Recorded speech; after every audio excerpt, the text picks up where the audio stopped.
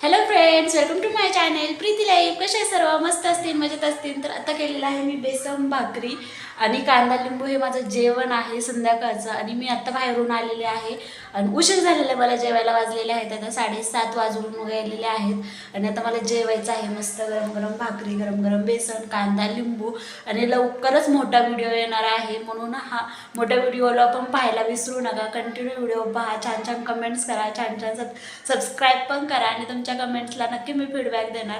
तर असं आहे माझं आजचं रुटीन आहे. हा मिनी ब्लॉग आहे. मोठ्या ब्लॉगमध्ये तुम्हाला सर्व काय दिसणार आहे, कसं केलं बेसन, काय केलं आणि मी किती ताटले आहे हे पण तुम्हाला मी प्रवासात सांगितलेलं आहे त्यामध्ये.